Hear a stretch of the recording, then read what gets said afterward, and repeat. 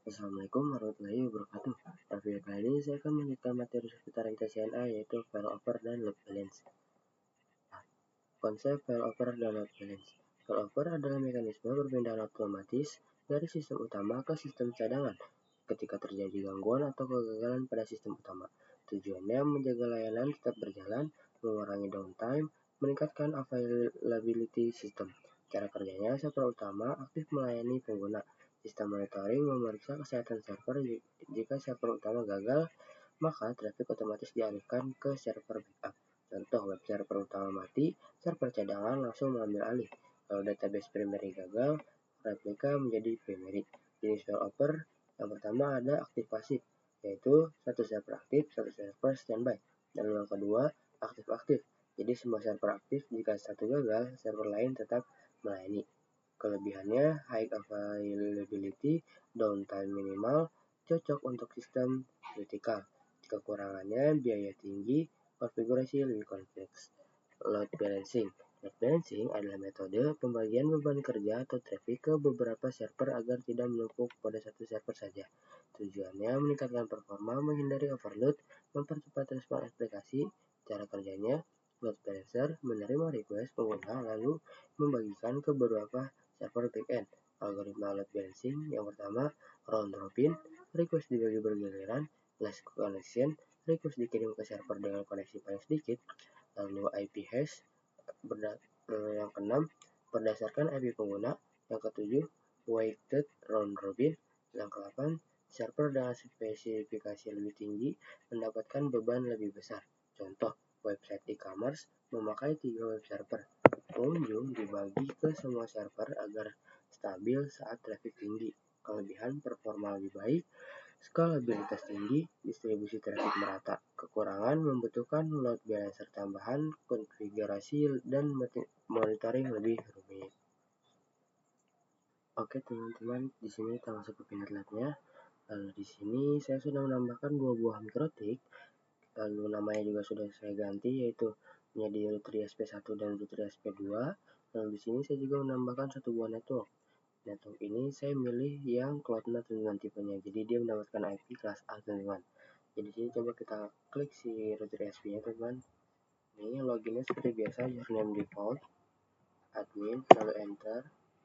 Lalu ini juga enter teman-teman. Lalu kita tunggu. Lalu ini end teman-teman. Kita Ctrl C. Lalu ini kita kecilkan.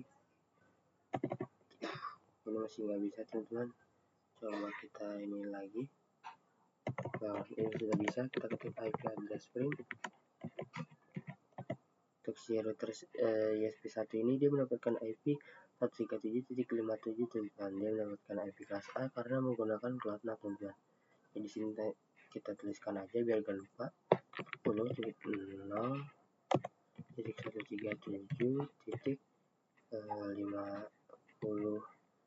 Kita lihat lagi teman-teman. Dia mendapatkan IP 57.37.57/24. Sini kita kecilin, lalu kita taruh di sini teman-teman. Lalu untuk si router ESP2, kita login admin, enter, lalu ini end, kita Ctrl C, lalu kita mainin terminal teman-teman. Lalu kita enter. Oh, ini nggak bisa teman-teman. Oke, lalu enter terus. Lalu kita IP address string. Nah, ini dia mendapatkan IP 137.152 teman-teman. Kita klik kanan, teks 10.0 titik 137 titik kita lihat lagi teman-teman, titik 152/24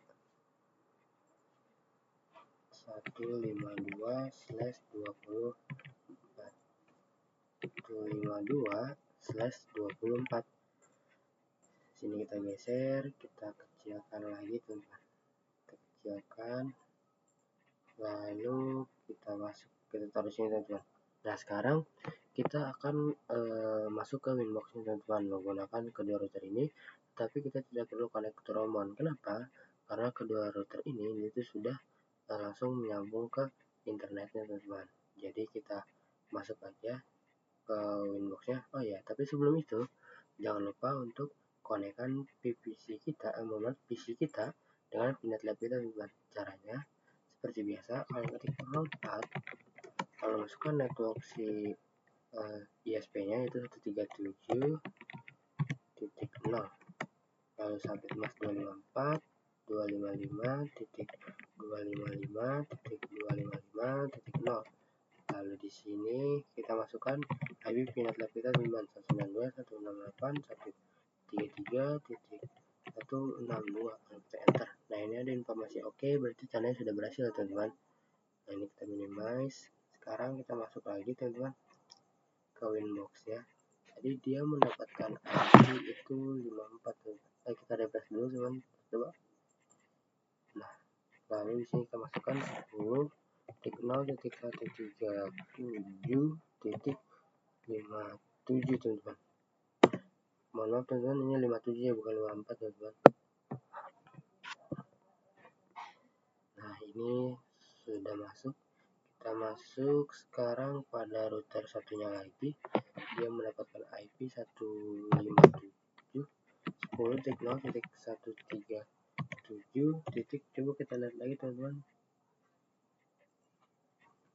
Ya 152 teman-teman. Jadi kita ketikkan di sini 152. Nah ini sudah berhasil teman-teman. Langkah selanjutnya yaitu kita akan mengganti si identity si Mikrotik ini teman-teman. Jadi kita masuk ke menu sistem dan identity. Karena ini tadi di router ISP2, maka namanya akan saya ganti R/ISP2. Lalu kita klik apply, lalu oke. Sekarang kita lakukan hal sama pada router satunya lagi. Masuk ke sistem, lalu identity. Jadi di sini kita ganti router strip ISP1. Lalu sudah, coba kita klik apply, lalu oke teman-teman. Di sini kita masuk ke new terminal teman-teman. Di sini kita Ctrl C. Di sini kita coba cek route yang mengarah ke gateway-nya apakah ada di IP routing. Nah ini yang 000 ini, dia itu tandanya yang mengarah ke gateway teman-teman. Jadi di ini artinya bisa ping ke internet teman-teman. Jadi coba kita IP DNS print terlebih dahulu, DNSP. Nah ini untuk yang servernya belum diisi, jadi kita isi IP DNS set server sama dengan 8.8.8.8, lalu enter. Nah fungsinya untuk fungsi dari menambahkan si DNS server ini apa? Jadi saat kita ping ke domain itu dia itu nggak error teman-teman gitu. Jadi coba kita ping ke internet terlebih dahulu, ping 8.8.8.8. nah ini sudah bisa teman-teman. Kita Ctrl C untuk memberhentikan ini teman-teman. Jadi kan ini lanjut terus gitu, nggak akan berhenti. Jadi cara ngeberhentinya itu kita ketik di keyboard kita itu Ctrl C teman-teman. Coba kita ping Google sekarang teman-teman, ping google.com, lalu enter. Nah ini juga sudah berhasil teman-teman. Lalu coba kita lakukan hal sama pada router sebelahnya. Kita masuk ke new terminal, ini kita Ctrl C. Coba kita lihat dulu IP routing. Nah ini yang mengarah ke network sudah ada teman-teman. Sekarang kita tambahkan DNS-nya, IP DNS set server sama dengan 8.8.8.8. Lalu coba kita ping ke internet, ping 8888. Oke ini sudah bisa teman-teman. Coba kita ping google.com. Nah ini juga sudah bisa teman-teman. Sekarang selanjutnya coba kita cek informasi di tetangga dari setiap router ini teman-teman menggunakan yang namanya neighbor teman-teman. Jadi kita ketik IP neighbor print. Lalu kita lihat di sini. Nah ini informasi untuk si router ISP1 ini sudah ada teman-teman. Coba kita lakukan di router ISP1. Oke kita ketik IP neighbor ring. Nah, ini untuk informasi si router ESP2 sudah ada teman-teman. Lalu sekarang kita akan tambahkan router baru teman-teman. Nah, di sini kita klik kanan lalu NAT. Jadi nanti browse-nya itu si router itu bisa internetan teman-teman, menggunakan 2 jalur teman-teman. Nah, si router ini jadi dia itu sebagai customer ya teman-teman. Jadi dia bisa internetan melalui jalur ISP1 ataupun jalur ISP2 gitu teman-teman. Nah, di sini coba kita sambungkan terlebih dahulu teman-teman. Nah, sekarang kita nyalakan routernya teman-teman. Nah, lalu sekarang kita setting IP address pada setiap ether 2 di router ISP1 dan 2 teman-teman, untuk jalur ke si router customer teman-teman. Jadi kita masuk ke winbox-nya. Oh iya, di sini untuk si ether 2 dari router ISP1 saya ingin dia mendapatkan IP 192.168.1.1/24. Sini kita kecilin. Lalu kita taruh di sini teman-teman. Lalu untuk si ether 2 yang dari router SP2 yang mengarah ke router customer, jadi kita di sini saya akan menambahkan IP itu 172.16.1.1/24 teman-teman. Di sini coba kita kecilin. Nah, di sini saya taruh di sini mungkin. Oke, sekarang kita masuk ke winbox-nya teman-teman. Kita masuk ke menu IP lalu addresses. Nah, di sini kita klik new teman-teman. Lalu kita masukkan IP-nya 192.168.1.1/24.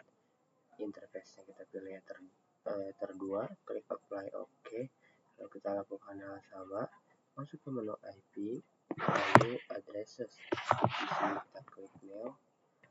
Kita masukkan 172.16.1.1/24. Lalu interface-nya pilih ether 2, klik apply lalu OK. Nah, langkah selanjutnya yaitu kita setting IP address pada router customer teman-teman. Jadi kita masuk ke winbox-nya, kita setting menggunakan metode CLI teman-teman. Kita tunggu di sini. Nah, sini kalau login seperti biasa, admin. Lalu kita tunggu ini di enter. Kita tunggu. Nah, ini end teman-teman. Kalau kita Ctrl C, di sini kita mainin terminalnya, enter lalu kita IP address break. Nah, ini tuh belum ada teman-teman. Kenapa? Karena kita belum melakukan addressing apapun. Jadi sekarang kita akan melakukan addressing pada si microchip ini teman-teman, pada si router customer ini. Jadi di sini karena tadi si dari router SP1 yang ether 2-nya ini yang mengarah ke si router customer IP-nya itu 192.168.1.1/24, maka di sini saya itu akan membuat si IP ether 1 mana teman-teman, ether 1 pada router customer ini yang mengarah ke si router ESP1 itu IP-nya itu 192.168.1.2/24. Nah, jadi kita di sini settingnya yang 1 oktet ya teman-teman. Nah, begitupun untuk yang ether 2-nya teman-teman. Karena tadi si router ESP2 ether 2-nya itu 172.16.1, maka di sini untuk si ether 2 pada router customer ini 172.16.1.2/24. Kita kecilin teman-teman. Nah, sekarang kita masuk lagi ke router customer teman-teman. Di sini kita ketikkan IP address sama dengan 192.168.1.12/24. Interface-nya sama dengan ether 1.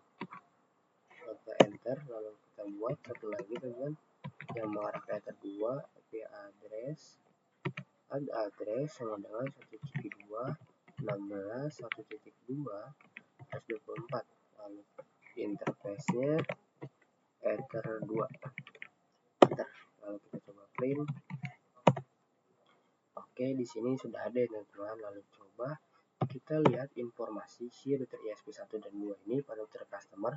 Kita ketikkan IP neighbor print. Nah, ini sudah ada ya teman-teman, router ESP1 dan juga router ESP2 teman-teman. Sekarang coba kita pastikan bahwa si router customer ini bisa terhubung ke si router ESP1 dan 2. Jadi kita ping ke gateway-nya teman-teman. Ping 192.168.1.1. Oke, ini sudah bisa teman-teman. Sekarang coba kita ping satu lagi teman-teman. 172 teman-teman. 172.16.1. Nah, ini juga sudah bisa teman-teman. Nah, di sini kita akan menambahkan default root teman-teman. Jadi di sini kita masuk ke Winbox. Tapi sebelum itu kita akan aktifkan fitur Roamon pada router customer teman-teman, karena si Roamon ini tidak terhubung langsung ke network itu teman-teman. Jadi kita aktifkan Roamonnya teman-teman. Jadi tool Roamon set enable yes. Dan coba kita print. Nah, ini sudah ada informasi yes, tandanya sudah aktif. Kita aktifkan juga pada router 1, router ESP1 teman-teman. Tool Roamon enable centang apply oke. Lalu di sini kita tambahkan ini baru Winbox baru. Lalu di sini kita klik connect to Roamon. Kita tunggu teman-teman. Nah, ini kita double klik, kita tunggu teman-teman. Kalau misalkan masih lama itu pancing-pancing aja. Nah, ini sudah masuk teman-teman. Lalu sekarang kita pastikan terlebih dahulu, pastikan lagi si router 1 dan 2 nya ini dia itu bisa ping ke internet teman-teman. Jadi coba kita ping ke internet. Nah, ini dia bisa. Sekarang coba kita ping ke domain teman-teman.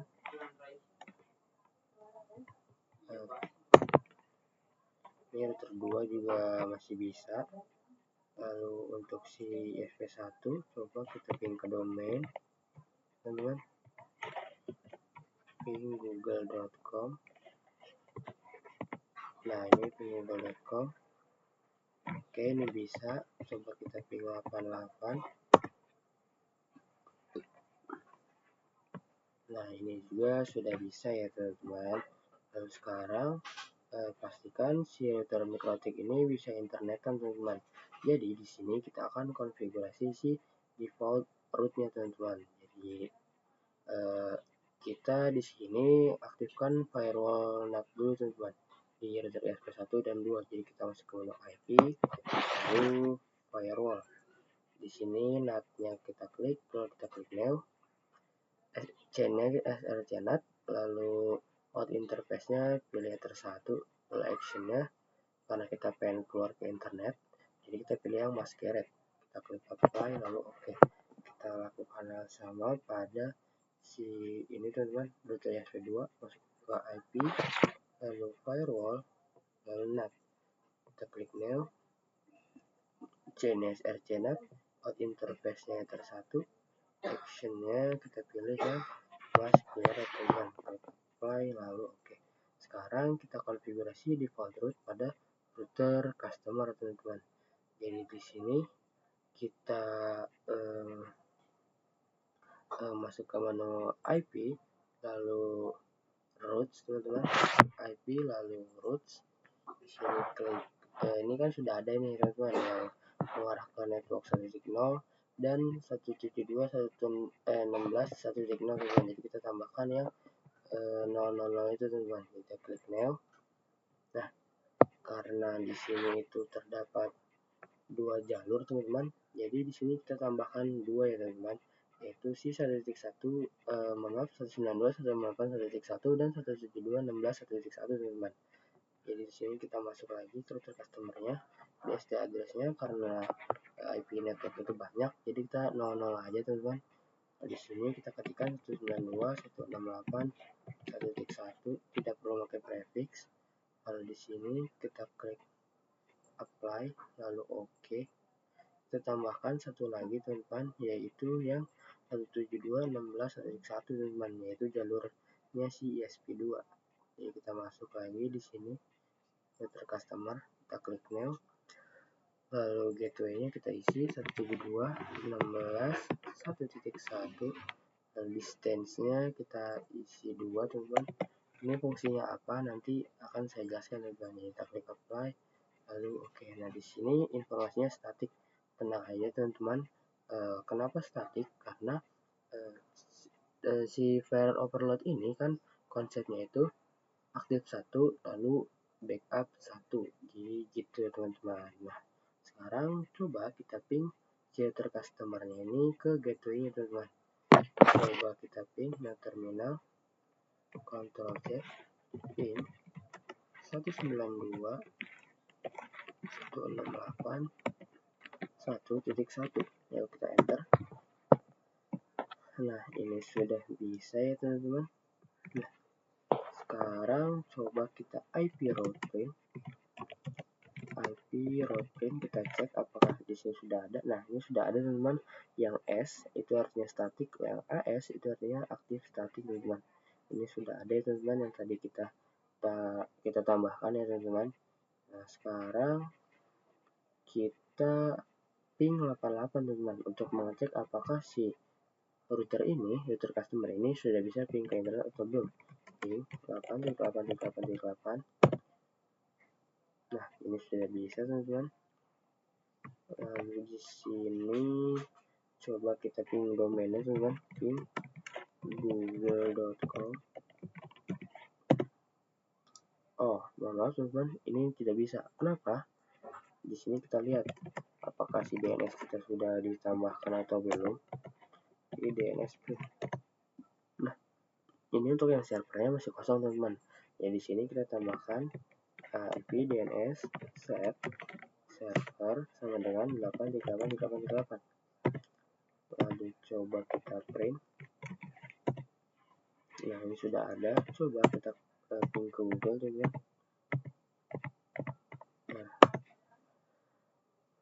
Nah ini sudah bisa ya teman-teman. Lalu sekarang saya akan coba tambahkan 2 VPC teman-teman untuk si kliennya si microchip customer ini teman-teman. Sini coba kita rapihkan topologinya terlebih dahulu teman-teman.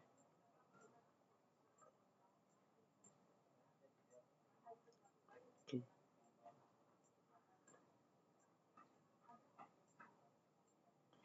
Nah di sini untuk menambahkan 2 VPC-nya kalian klik kanan lalu node. Lalu di sini kalian pilih yang namanya virtual VPCs. Number of nodes-nya saya akan menambahkan 2. Lalu scroll ke bawah, klik save. Nah, di sini kita atur terlebih dahulu namanya supaya berurutan, itu jadi tidak ribet. Ini kan VPC 4 dan VPC 5, jadi kita akan atur jadi VPC 1 dan 2. VPC 1, klik save. Ini VPC 2. VPC 2, scroll ke bawah, klik save. Nah, sekarang kita sambungkan teman-teman.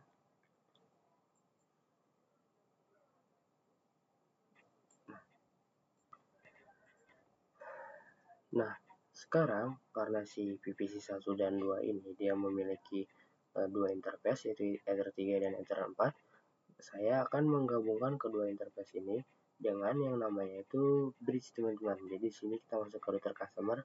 Kenapa menggunakan router customer? Karena si klien ini, si VPC ini ada pada router customer teman-teman. Jadi kita masuk ke router customer, kita masukkan ke bridge. Nah di sini untuk bridge ini kita klik new, namanya bebas, misalkan di sini bridge strip amai, klik apply OK, lalu portnya klik new. Nah di sini interface-nya kita pilih interface mana yang kita gabungkan, karena tadi si VPC ini memiliki interface Ether 3 dan Ether 4, jadi kita pilih yang Ether 3 dan Ether 4 teman-teman. Sini interface-nya pilih Ether 3, klik apply oke. Lalu kita buat satu lagi ether 4. Oh ya, bridge-nya ini kita pakai yang tadi sudah kita buat ya teman-teman. Kita klik apply lalu oke teman-teman. Nah, sekarang kita ingin si PVC itu bisa internet teman-teman. Jadi di sini kita setting si NAT-nya terlebih dahulu. Jadi di sini kita masuk ke IP, lalu mohon maaf teman, IP, lalu firewall. Nah, kita masuk ke NAT, kita klik new. Di sini karena kita masuk lagi teman-teman, mohon maaf, masuk ke PNet. Nah, di sini karena ada dua jalur ya dari router customer ini untuk ke internet, jadi kita tambahkan dua ya teman-teman. Jadi ether 1 dan ether 2 kita tambahkan teman-teman. Jadi kita masuk ke router customer, untuk interface-nya kita pilih ether 1 terlebih dahulu, kita klik apply. Oh mohon maaf teman-teman, action-nya pilih yang masquerade karena kita ingin keluar gitu ke internet, klik apply oke. Lalu kita tambahkan lagi satu lagi yang ether 2 teman-teman. Action-nya masquerade, ini chain-nya SRC NAT, interface-nya kita pilih yang ether 2 teman-teman. Jika sudah, kita klik apply oke. Lalu sekarang saya akan setting IP address ya, mohon maaf teman-teman, setting IP address untuk si interface bridge ini teman-teman, agar nanti saya bisa membuat DHCP server dengan interface bridge teman-teman. Jadi di sini kita masuk ke menu IP, lalu addresses. Nah, kita klik new. Nah, IP-nya di sini saya akan buat 10.10.10.1/24. Interface-nya kita pilih yang bridge, klik apply oke. Sekarang kita konfigurasi DHCP server, IP DHCP server. Nah, saya setting DHCP server ini agar nanti si PVC-nya itu akan mendapatkan IP secara otomatis teman-teman. Jadi kita klik di DHCP setup. Nah, interface-nya kita pilih yang ether 3, kita next. Mohon maaf teman-teman, yang bridge teman-teman, bridge aman, jadi kita klik next. Lalu next aja terus teman-teman. Nah, sekarang coba kita request gitu teman-teman di PVC-nya, kita nyalakan terlebih dahulu.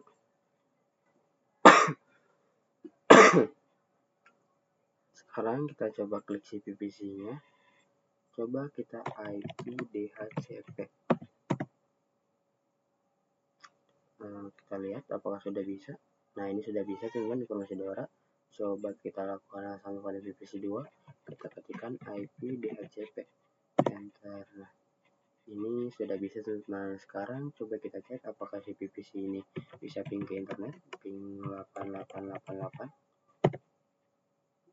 Nah, ini sudah bisa teman-teman.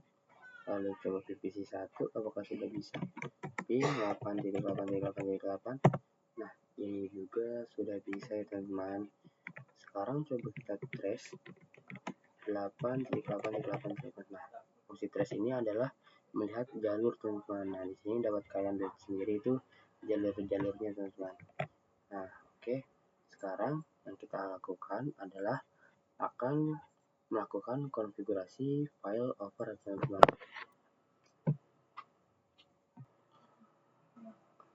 File over adalah proses perpindahan otomatis layanan dari sistem utama atau primary ke sistem cadangan atau backup secondary ketika terjadi kegagalan pada sistem utama.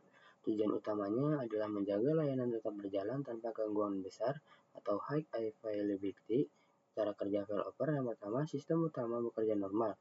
Yang kedua, sistem monitoring memeriksa kondisi server atau jaringan. Jika sistem utama gagal, maka server cadangan langsung mengambil alih. Lalu yang keempat, setelah server utama normal, layanan bisa dikembalikan lagi atau fallback.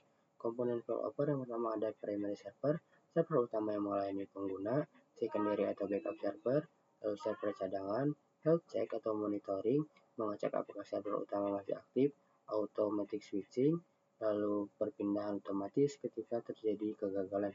Di sini failover yang pertama ada aktif pasif, satu server aktif, server lain standby. Lalu kelebihannya mudah dikonfigurasi, lalu stabil. Kekurangannya server backup sering tidak digunakan. Contoh database utama dan database cadangan. 2. Ada aktif-aktif, semua server aktif melayani request. Jika satu gagal, server lain tetap berjalan. Kelebihannya, resource lebih optimal, performa lebih tinggi, lalu kekurangannya konfigurasi lebih kompleks. Contohnya cluster web server. Contoh implementasi pada website. Server utama mati, traffic otomatis dialihkan ke server backup. Pengguna tetap bisa mengakses website. Pada database, primary database gagal, replika database menjadi primary.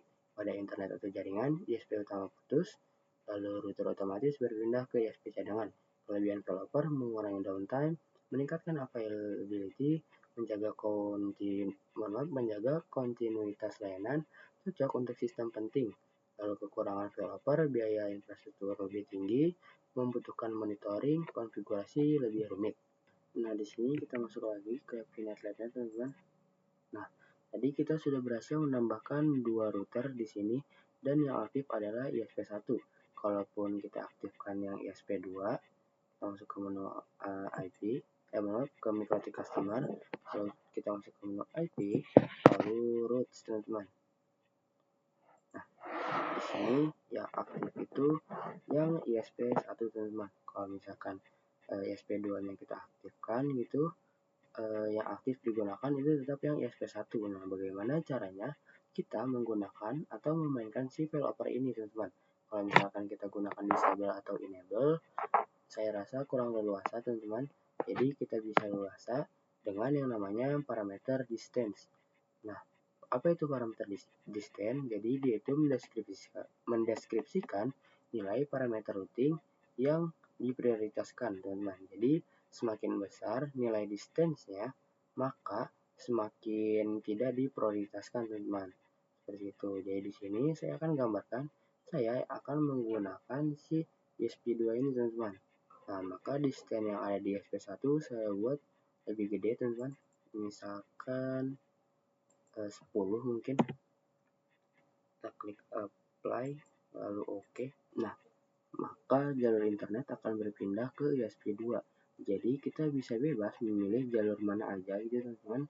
Tapi kalau misalkan distance-nya sama, maka mikrotiknya default akan menentukan yang akan digunakan gitu, teman-teman. Nah, dengan digunakannya distance ini, maka kita sendiri yang menentukan mana jalur ISP yang akan digunakan. Nah, di sini saya coba disable interface yang Ether1, teman-teman. Kita coba masuk ke IP, lalu addresses, kita coba ini disable, teman-teman. Nah, maka nanti jalur internet akan berpindah ke si ISP2, teman-teman. Walaupun distensi ISP1-nya sudah gede gitu, teman-teman, tapi interface-nya masih disable, tetap aja nggak bisa. Nah, di sini kita coba lagi, kita coba enable lagi IP-nya, IP addresses, lalu coba kita nyalakan, teman-teman. Nah, maka nanti jalurnya itu akan berubah, teman-teman. Jalur internetnya itu menggunakan si gateway yang Ether1 ini, teman-teman. Nah, di sini. Lalu di sini saya akan mencoba salah satu fitur yang digunakan pada MikroTik, teman-teman. Ketika kita menggunakan failover, teman-teman. Jadi di MikroTik itu terdapat suatu fitur yang namanya itu cek gateway, teman-teman. Di sini kita lihat, nah ini cek gateway, teman-teman. Nah, jadi cek gateway ini bisa digunakan saat terjalannya failover, teman-teman. Nah, lalu di sini kita masuk ke menu IP routes, teman-teman. Kita masuk ke menu IP, lalu routes, teman-teman. Nah, di sini, teman-teman, jalur internet yang digunakan adalah jalur si ISP1, teman-teman. Jadi di sini ISP1 adalah main linknya ataupun link utama, sedangkan ISP2 adalah link backup, teman-teman. Coba di sini kita ping ke gateway terlebih dahulu, teman-teman. Terminal, Ctrl C, ping 192.168.1. Nah, ini sudah bisa, teman-teman. Nah, di sini kita sudah berhasil ping ke internet, teman-teman.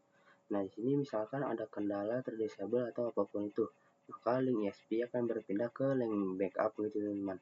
Maka di sini saya akan gambarkan suatu kasus bagaimana apabila IP yang terdapat pada ESP1 ini yang sebagai gateway-nya MikroTik dalam keadaan terdisable, teman-teman. Jadi coba kita masuk ke computer customer, kita masuk ke menu IP, lalu ada access, teman-teman. Coba di sini kita disable, teman-teman. Disable. Nah, di sini kita bisa cek ini, teman-teman, apakah si router ini sudah bisa sudah pintar atau belum gitu, teman-teman, menggunakan bantuan yang namanya itu check gateway, teman-teman. Artinya kalau misalkan kita tanamkan check gateway pada sisi customer dengan memilih main link atau link utama, maka nantinya si router MikroTik ini akan selalu check gateway, teman-teman, yang ada di main link, teman-teman, atau link utama. Kalau misalkan dia terdisable, maka jalur ESP dia akan berpindah ke ESP2, teman-teman. Kita lihat, nah nanti dia akan berpindah ke jalur si ESP2, teman-teman. Nah, jadi MikroTik customer ini akan selalu senantiasa ngecek gateway-nya dalam status up atau down, teman-teman. Sekarang coba kita nyalakan kembali IP-nya, IP lalu addresses, teman-teman. Lalu kita di sini kita enable. Di sini kita tanamkan check gateway-nya, teman-teman. Nah, sini kita plus. Nah, di sini kan ada ping ini, teman-teman. Nah, maksud dari ping ini adalah dia itu akan selalu ping ke gateway-nya setiap 10 detik sekali, teman-teman. Di sini kita klik apply, lalu oke, teman-teman. Nah, di sini kita akan coba disable IP ESP1, teman-teman. Kalau misalkan kita disable IP ESP1, apakah di bagian sisi customer-nya sudah pintar atau belum, teman-teman, jadi memindahkan jalur internet ke ESP2 atau belum gitu, teman-teman, dengan menunggu sekitar 10 atau 20 detik. Jadi sini coba kita masuk ke menu router ESP1, masuk ke IP lalu addresses, coba kita disable yang 1.1 yang mengarah ke router, teman-teman, mengarah ke MikroTik, teman-teman, itu router customer. Lalu kita masuk ke lagi ke sini. Nah, di sini jalur ESP sudah berpindah pada jalur ESP2, teman-teman. Jadi MikroTik saat ini sudah pintar dalam menentukan jalur ESP-nya. Apabila salah satu IP gateway pada ESP ini dalam keadaan terdisable atau dalam keadaan down, maka MikroTik ini sudah bisa mendeteksi. Jadi tinggal diganti aja pada jalur ESP sebelah gitu, teman. Nah, kalau misalkan kita tidak menggunakan check gateway, maka nanti tidak akan berpindah, teman-teman. Misal kita tutup check gateway-nya, teman-teman, kita tutup check gateway-nya. Nah, kita klik apply, oke. Nah, nanti ini tidak akan pindah ya, teman-teman, jalur si ESP-nya, teman-teman. Nah, jadi kalian sudah bisa lihat kan perbandingannya gitu, perbedaannya. Nah, oke, teman-teman, itu adalah cara untuk konfigurasi si failover, teman-teman. Sekarang kita lanjut ke selanjutnya, yaitu load balance, teman-teman. Kita masuk dulu. Nah, load balancing adalah teknik membagi beban kerja atau trafik jaringan ke beberapa server agar tidak terjadi penumpukan pada satu server saja. Tujuan utamanya adalah meningkatkan performa, kestabilan, dan ketersediaan layanan. Cara kerja load balancing: yang pertama, pengguna mengirim request. Request diterima oleh load balancer. Load balancer mendistribusikan request ke beberapa server backend. Lalu server memproses request dan mengirim respon ke pengguna. Fungsi load balancing ini membagi traffic secara merata, menghindari overload server, mempercepat respon aplikasi, meningkatkan availability system, dan mendukung skalabilitas. Komponen load balancing: yang pertama, load balancer, perangkat atau software yang mengatur distribusi traffic. Yang kedua, backend server, server-server yang menerima pembagian beban. Yang ketiga, health check, mengecek kondisi server agar traffic tidak dikirim ke server yang gagal. Metode atau algoritma load balancing: yang pertama adalah round robin. Request dibagikan secara bergiliran. Contoh, request 1 untuk server A, request 2 untuk server B, request 3 untuk server C. Yang kedua ada list connection. Request dikirim ke server dengan koneksi paling sedikit. Yang ketiga ada IP hash, distribusi berdasarkan alamat IP pengguna. Kelebihan, user cenderung terhubung ke server yang sama. Yang keempat ada weighted round robin, server dengan spesifikasi lebih tinggi menerima lebih banyak request. Jenis load balancer: yang pertama ada hardware load balancer, menggunakan perangkat khusus, contoh F5 Network. Yang kedua, software load balancer menggunakan aplikasi atau software, contoh Aproxy.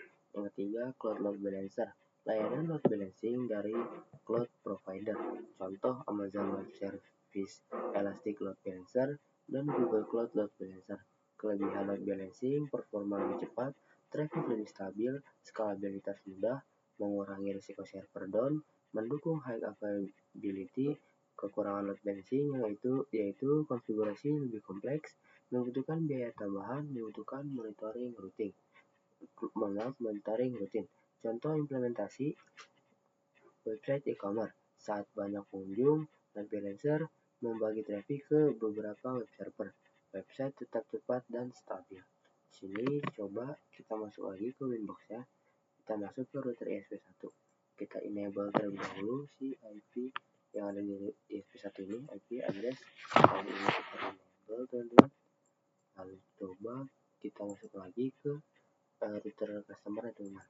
Nah, ini coba kita hapus aja teman-teman, kita bikin baru teman-teman. Jadi kita akan konfigurasi load balancing teman-teman. Jadi kita klik new di sini, udah saya address 800, gateway-nya 192.168.1.1. Lalu distance-nya biarkan saja, klik apply oke. Nah, terus kita klik new lagi, kita tambahkan satu lagi yang 172.16.1. Jika sudah, klik apply oke. Nanti ada informasi AS plus teman-teman, karena dia menggunakan distance yang sama. Nah, sekarang kita coba uji di VPC1 teman-teman. Kita masuk ke Pinet Lab. Coba di sini kita ping terlebih dahulu. Nah, ini maaf teman-teman, kita masuk lagi. Nah, di sini coba kita ping terlebih dahulu ke 888 teman-teman. Kita ping ke internet, pastikan ini bisa ya teman-teman, ping 8888. Nah, ini bisa teman-teman. Lalu sekarang coba kita trace teman-teman. Kita lihat untuk si PPC2 ini, jika lo ingin internetan, dia itu melalui jalur yang mana teman-teman. Jadi kita coba ping trace 88888. Nah, dia kalau misalkan ingin trace gitu, dia ingin pengen ke internet, jadi dia itu melewati interface bridge terlebih dahulu teman-teman. Yang ini teman-teman, dia melewati interface bridge terlebih dahulu. Nah, lalu dia melewati ESP2 teman-teman, router ESP2 teman-teman. Karena ini 172.16.1. Nah, di sini 172.16.1 teman-teman, baru dia itu ke internetnya teman-teman. Nah, seperti itu. Coba kita lihat di PPC 1 nya teman-teman. Coba kita lakukan ke PPC 1. Kita lihat, kita coba ping 88 terlebih dahulu teman-teman.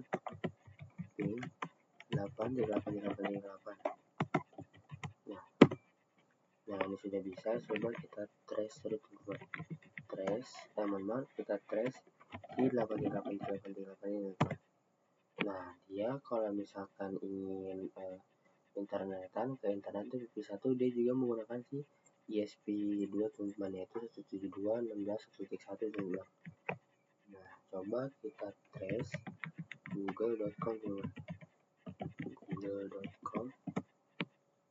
Nah, dia juga sama, dia menggunakan ESP2 teman-teman.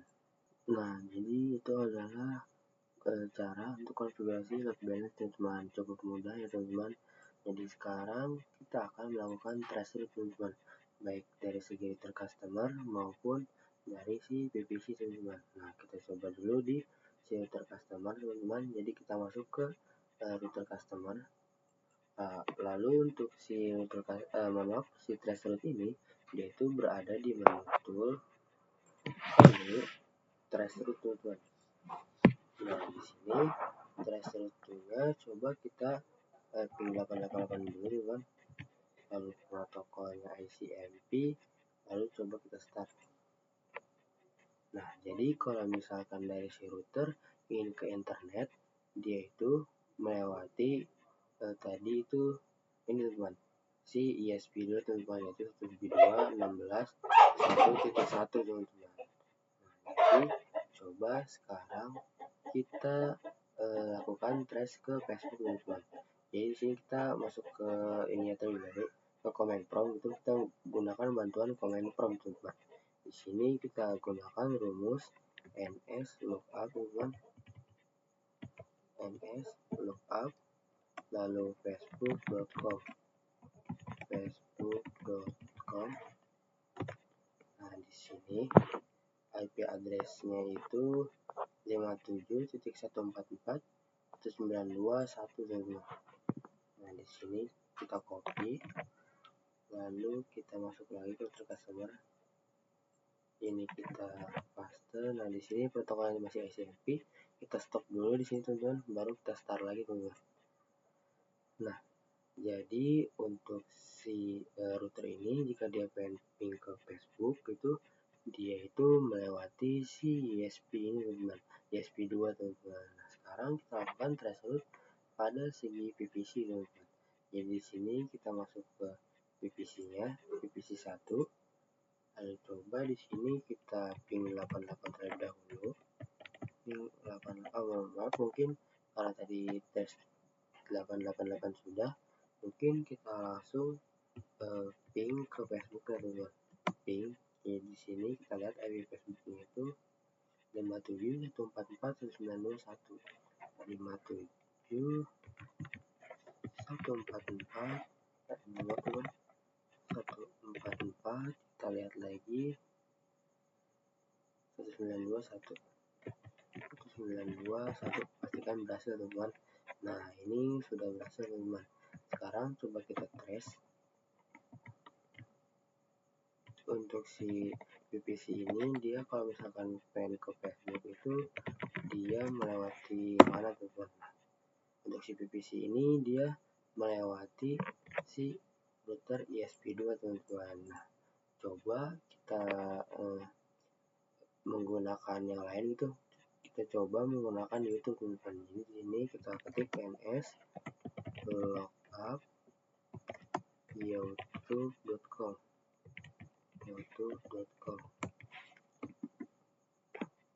Di sini kita pilih salah satu IP-nya, mungkin di sini yang 200.91 teman-teman, yaitu 74.125.291. Kita masuk di sini, kita coba ping ke Facebook terlebih dahulu teman-teman. Ping, kita lihat lagi IP-nya itu 74.125.201.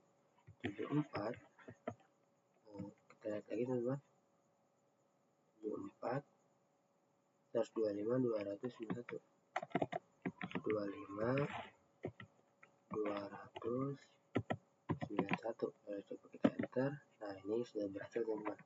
Lalu coba kita trace teman-teman. Di sini kita trace 74.25.200.91. Nah, dia kalau si PP1 ingin ke YouTube itu dia melewati ESP2 juga teman-teman. Nah, jadi seperti itu. Nah, sekarang saya akan coba kasus dan dimana langganan kita ke ESP itu bandwidthnya berbeda teman-teman. Jadi misal si ESP1 itu menyediakan 2 Mbps dan si ESP2 itu 8 Mbps teman-teman. Jadi artinya itu 1:4 kan teman-teman. Nah, maka dari itu sekarang kita akan lakukan konfigurasi load balance pada kasus ini teman-teman. Jadi sekarang kita buka Winbox pada router Microtix, lalu di sini kita stop terlebih dahulu, kita masuk ke IP lalu root. Ini sudah masuk teman-teman. Nah, lalu sekarang kita edit, kita hapus mungkin konfigurasi tadi teman-teman. Kita hapus aja kliknya. Nah, karena tadi itu 1:4, maka di sini kita akan lakukan 5 konfigurasi. Nah, di address lalu gateway-nya kita isi yang pertama itu IPC ESP1 92.168.1.1, lalu kita klik apply, oke. Nah, lalu si 4 sisanya itu dia menggunakan IPC ESP2 teman-teman. Jadi di sini mungkin kita copy aja. Lalu di sini kita ganti IP-nya teman-teman. Jadi 172.16.1. Jadi kita copy aja, kita Ctrl C, kita copy lagi. Ini baru 2 ya teman-teman. RRI ini 2, ini sekarang 3, dan ini 4 teman-teman.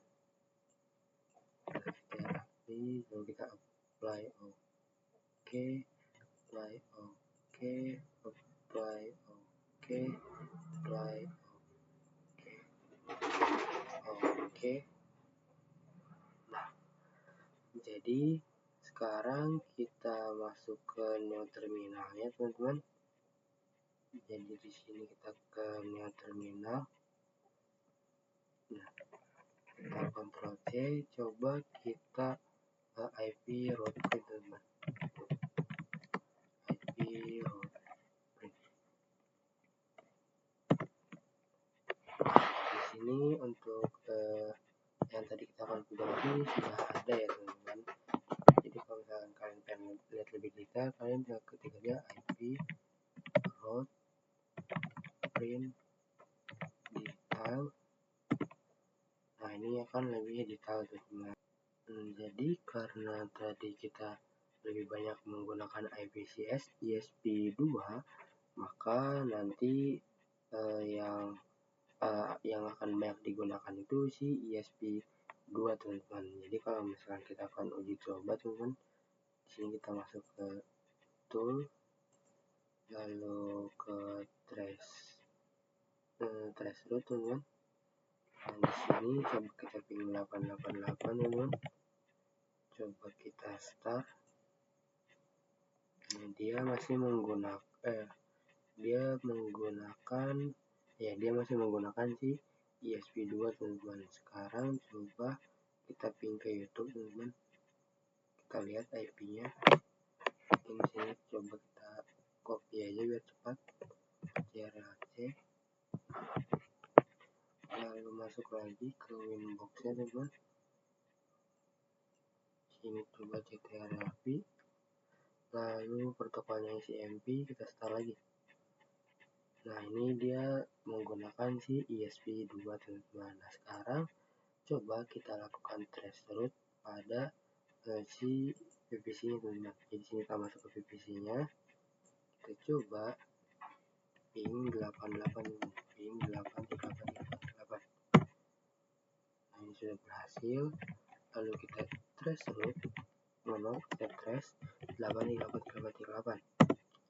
Nah, dia menggunakan si jalur ESP2 teman-teman. Nah, yang ini coba sekarang kita trace lagi ke YouTube teman-teman. Trace 74. Ya, kita lihat dulu teman-teman apakah benar YouTube itu IP-nya ya. 74 125 291. Nah, coba kita enter. Nah, maka dia nanti akan menggunakan jalur si ESP2 teman-teman. Nah, teman-teman, sebelumnya kita sudah melakukan konfigurasi load balance SMP teman-teman. Nah, untuk konfigurasi load balance ini tuh ada banyak teman-teman. Jadi sini kita ketikkan, yaitu ada load balance SMP, lalu load balance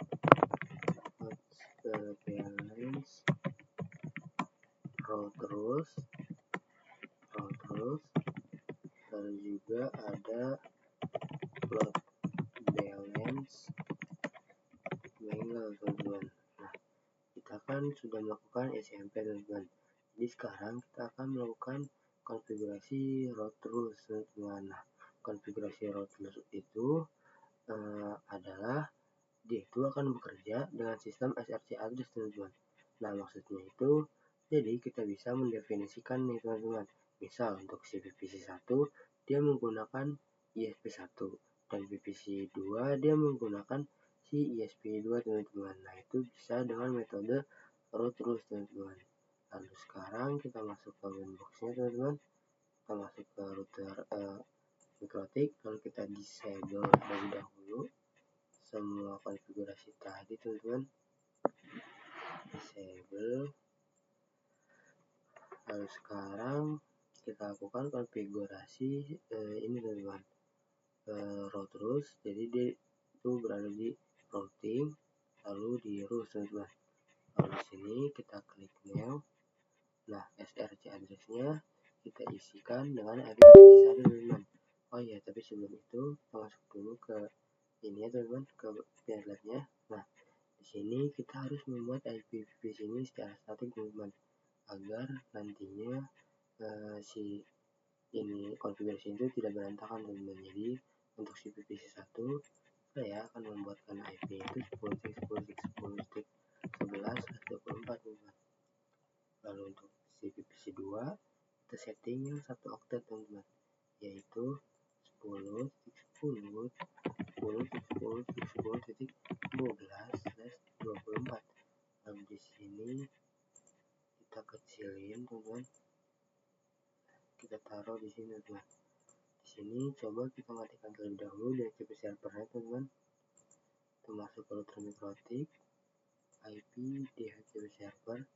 Coba kita disable terlebih dahulu mungkin.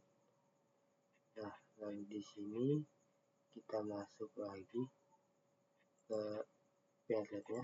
Kita ketikkan IP lalu 10.10.10.11/24, gateway-nya 10.10.10.1/24. Nah, lalu kita show IP, teman-teman. Show IP. Nah, ini dia sudah berhasil terganti. Kita lakukan hal sama pada PVC2. Kita ketikkan IP 10.10.10.12/24, lalu gateway-nya 10.10.10.10.1/24. Kita enter. Mohon maaf, teman-teman, ada salah. Ini valid address. Coba kita lihat lagi di sini. 10.10.10.10.11 10.10.10.12/24. Oh, mohon maaf, teman-teman, ini saya kebanyakan, teman-teman, 10-nya. Jadi di sini coba kita hapus. Nah, lalu kita enter, teman-teman. Nah, ini sudah bisa, teman-teman.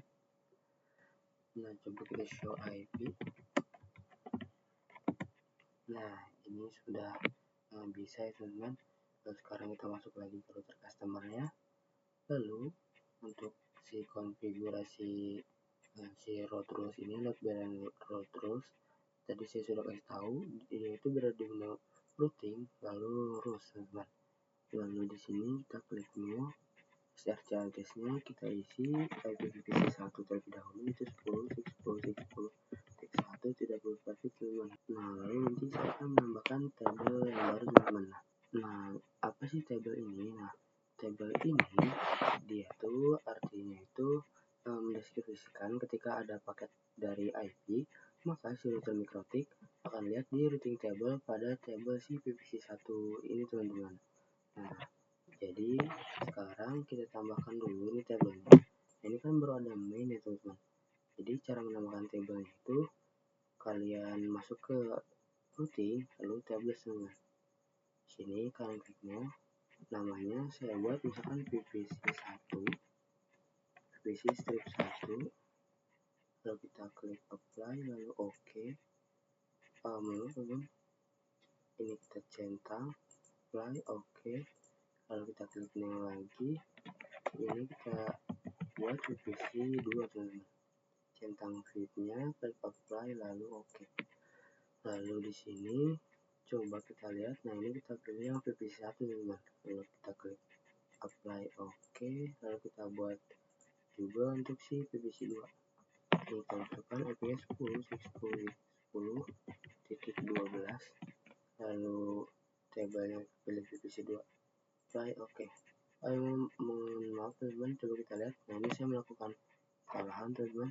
Ini tuh harusnya IP-nya itu 10.11 teman-teman. 11. Coba kita hapus nih prefixnya. Oke. Nah, lalu sekarang coba kita lihat pada routing table-nya teman-teman. IP routes. Nah, di sini di bagian yang pojok atas ini yang main sudah ada VPC1 dan 2 teman-teman. Nah, ini kenapa kosong? Karena kita belum melakukan konfigurasi apapun teman-teman. Jadi sini kita masuk, kita klik new, kita lakukan konfigurasi teman-teman. Lalu di STRS-nya biarkan kosong, gateway-nya kita isi ini teman-teman. Kita masuk dulu ke Pinet Lab-nya. Nah, karena dari si VP1 ingin internetan itu dia menggunakan gateway yang dari ISP1 teman-teman. Karena kan tadi kita itu sudah menyeting kalau si VP1 itu internetannya menggunakan ISP1 gitu, melalui jalur ISP1. Jadi gateway-nya itu 192.168.124. Tapi kalian tidak perlu menambahkan prefix teman-teman. Jadi tinggal ketik 92.168.124. Kalau di sini di bagian routing table ini kalian ganti ke VPC1 teman-teman. Nah, jika sudah kalian klik apply, lalu oke. Lalu coba kita buat lagi untuk yang VPC2 teman-teman. Untuk VPC2 berarti dia melewati gateway yang 172.16.1. Kita masuk, kita ketik 172.16.1. Lalu routing table-nya kita pilih VPC2. Jika sudah klik apply lalu oke. Sekarang kita lakukan pengujian teman-teman pada si VPC-nya. Coba kita ping ke internet, ping 8.8.8.8. Nah, ini sudah bisa teman-teman. Sekarang coba kita trace dulu, trace 8.8.8. Kita cek apakah sudah berhasil konfigurasi kita. Nah, ini sudah berhasil teman-teman. Untuk VPC1 dia melewati jalur ISP1. Coba kita cek pada VPC2. Kita coba ping 88 terlebih dahulu. Ini juga sudah berhasil. Lalu coba kita trace teman-teman, trace 8.8.8.8. Nah, dia juga sudah berhasil dia melewati si ESP2 ya teman-teman. Nah, sekarang kita akan mencoba load balance mangle teman-teman, atau firewall mangle. Nah, kenapa disebut firewall mangle? Karena dia itu berada di firewall teman-teman. Nah, di load balance mangle ini kita bisa mendefinisikan paket berdasarkan protokolnya teman-teman. Misalkan kalian ingin ingin manajemen domain atau bandwidth gitu teman-teman. Nah, itu bisa menggunakan mangle teman-teman. Oke, kita coba langsung praktikan teman-teman di Winbox. Kita masuk ke router MikroTik-nya tadi. Lalu di sini kita disable aja semua konfigurasi tadi. Lalu di sini di bagian rules-nya kita remove aja biar gak nabrak teman-teman. Nah, lalu untuk si mangle ini seperti yang saya bilang tadi, dia itu ada di menu IP, firewall, lalu mangle teman-teman. Sini kita klik new. Untuk kita ini dia itu sama ya, dia itu if then gitu teman-teman. Di chainnya dia priority, lalu SRC address-nya kita isi IPv1 yaitu 10.10.10.11. Lalu di sini kita isi, kita bagian action, kita pilih yang mark routing. Lalu yang routing mark ini saya akan buat baru teman-teman. Masuk ke menu routing table. Di sini saya akan membuat misalkan routing ISP1. Lalu kita centang FIB-nya ini, kita apply oke. Kita buat lagi untuk si ISP2 routing ISP2. Lalu teman seperti routing ISP2. Jadi kita buatnya dua itu teman, karena ada dua jalur internet. Jadi kita klik apply lalu oke. Nah, oke, lalu kita masuk lagi di sini. Lalu new routing mapnya kita pilih yang ESP1, klik apply lalu oke. Lalu kita masuk lagi, kita klik new, lalu action kita pilih map routing, ini kita ganti ke mono teman-teman. Lalu coba kita ke general terlebih dahulu. Ini channel routing IPC 2 ini GSR service-nya expose.12. Lalu kita masuk ke action, map routing. Lalu di sini mainnya untuk si ini routing SP2 nggak ada. Coba kita lihat di sini teman-teman, routing SP1. Coba kita lihat lagi di sini routing table. Ini routing nama teman-teman. Untuk FIB nya bisa nyalakan, klik apply lalu oke. Lalu kita klik new di sini, actionnya kita pilih map routing. Lalu new routing maka kita pilih routing SP2. Bagian generalnya channel priority area address isi dengan IP 10.10.12. Lalu kita klik apply. Oke, lalu kita daftarkan di routing table teman-teman. Masuk ke menu IP lalu routes. Nah di sini kita klik new teman-teman. Gateway-nya kita isi IP ISP teman-teman, itu 92.68.161. Lalu di sini untuk routing table-nya kita pilih routing ISP1. Lalu yang lainnya biarkan default. Kita klik apply oke. Lalu kita buat satu lagi teman-teman. 10.10.12 ini biarkan kosong ya teman-teman, yaitu 0.0.0/44. gateway-nya 172.16.1. lalu trig table-nya kita pilih routing SP2. Nah, kita klik apply lalu oke. Kita coba lakukan pengujian di VPC-nya teman-teman. Di sini VPC kita coba ping 88.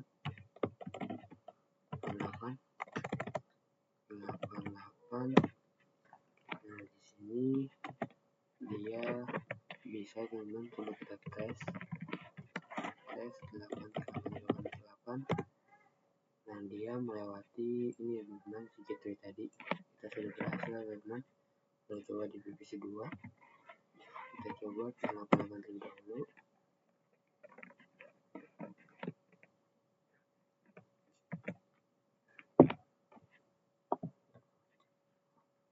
Mohon maaf teman-teman, di sini terjadi kesalahan. Coba kita lihat terlebih dahulu di sini. Mungkin di sini terjadi kesalahan. Nah di sini coba kita lihat. Ini sudah benar. Mohon maaf teman-teman. Di sini karena mungkin tadi saya salah, jadi saya remove aja teman-teman. Ini remove. Kita bikin yang baru. Ini kita bikin 2.16.1. Routing table-nya kita isi routing ESP2, klik apply oke. Coba kita lakukan pengujian lagi teman-teman. Kita kan VPC 1 bisa ya teman-teman. Lalu coba kita ping di VPC 2. Nah ini sudah bisa teman-teman. Terus sekarang coba kita trace teman-teman. Nah ini juga sudah bisa ya, dia melalui jalur si ESP2 teman-teman. Nah, mungkin ini saja yang dapat saya sampaikan. Kurang lebih mohon maaf. Sampai jumpa di video selanjutnya. Terima kasih.